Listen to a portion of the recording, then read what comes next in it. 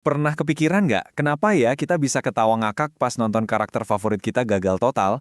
Harusnya kan kita kasihan ya nggak sih? Nah, hari ini kita bakal coba ngulik teka-teki aneh yang sebenarnya jadi inti dari semua komedi. Nah, ini dia nih pertanyaan besarnya. Gimana ceritanya sebuah komedi itu bisa, di satu sisi, bikin kita peduli banget sama nasib seorang karakter, tapi di sisi lain, kita malah ngetawain penderitaan mereka. Kok bisa sih otak kita ngelakuin dua hal yang kesannya tabrakan gitu, dalam waktu yang bersamaan?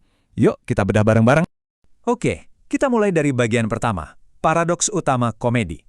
Kita akan lihat dulu, apa sih kontradiksi paling dasar dari komedi itu sendiri? Disinilah letak konfliknya nih. Coba dibayangin, teater itu kan tujuannya kayak magnet ya. Dia narik emosi kita, bikin kita ikut cemas, ikut sedih, atau ikut bahagia. Tapi komedi, dia punya senjata andalan yang kerjanya justru kebalikannya. Tawa. Tawa itu malah menciptakan jarak, seolah-olah ngedorong kita buat sedikit jaga jarak dari emosi itu. Jadi tawa itu bisa dibilang kayak penawar emosi. Dia ngambil situasi-situasi yang harusnya bikin kita panik atau kasihan, terus ditaruh di semacam zona aman.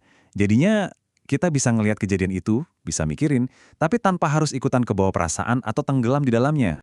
Nah, inilah paradoksnya. Sebagai sebuah tontonan, komedi itu harus melibatkan emosi kita biar kita tetap nonton.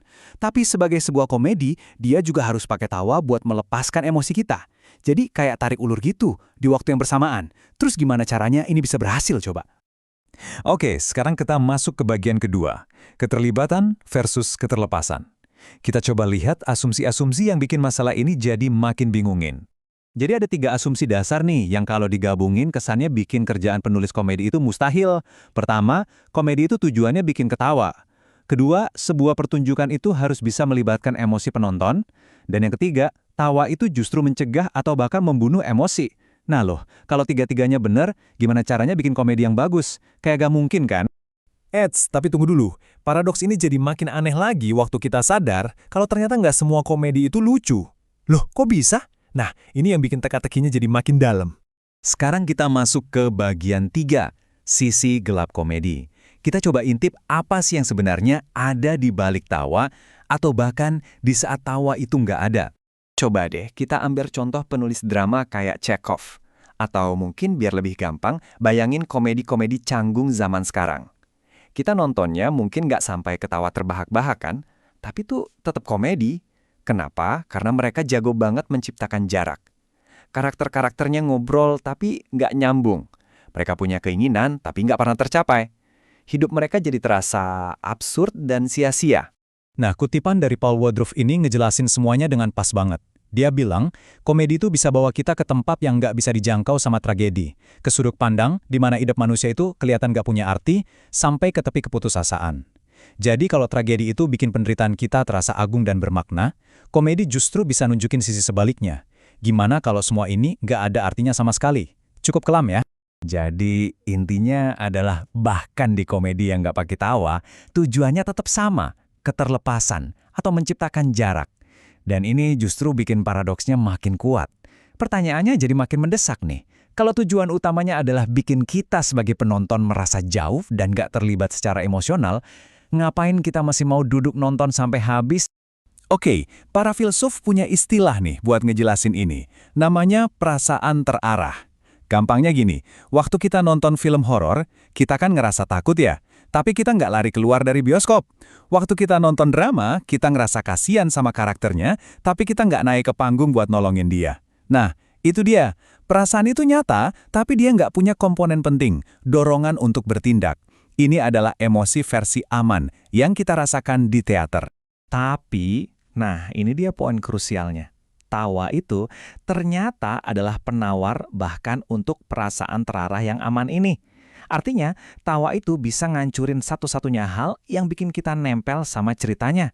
Tawa itu secara aktif ngerusak lem yang bikin kita betah nonton. Jadi kita balik lagi ke pertanyaan awal. Gimana caranya komedi bisa berhasil? Oke, jadi gimana dong solusinya? Ternyata jawabannya bukan teori yang rumit. Jawabannya ada di sebuah seni keseimbangan, yang kita sebut aja solusi minyak dan cuka. Kenapa minyak dan cuka? Soalnya ini metafora yang pas banget. Coba deh, bayangin emosi dan tawa itu ya kayak minyak dan cuka. Secara alami mereka kan nggak mau nyatu. Kalau cuma dituang barengan gitu aja, ya mereka bakal misah. Butuh seni, butuh teknik, butuh keahlian buat ngocok keduanya biar jadi saus salad yang enak. Nah, cara kerjanya gini. Keterlibatan emosional itu adalah minyaknya. Dia yang bikin dasarnya jadi kaya rasa. Ini adalah investasi kita sama ceritanya, yang bikin kita peduli. Sementara tawa itu adalah cukanya. Dia yang ngasih rasa tajam, yang ngasih jarak, yang bikin kita bisa memproses hal-hal yang sulit kalau disajikan gitu aja. Keduanya saling butuh. Gini deh, coba bayangin. Kalau kita ngelihat orang asing yang nggak kita kenal kepeleset kulit pisang, mungkin kita cuma kaget atau biasa aja. Tapi, kalau yang kepeleset itu adalah karakter sombong yang udah kita sebelin dari awal cerita, nah, itu baru lucu. Kenapa? Karena kita udah punya investasi emosional sama dia. Kita baru bisa ngetawain kegagalan seseorang setelah kita peduli sama dia, entah itu suka atau benci.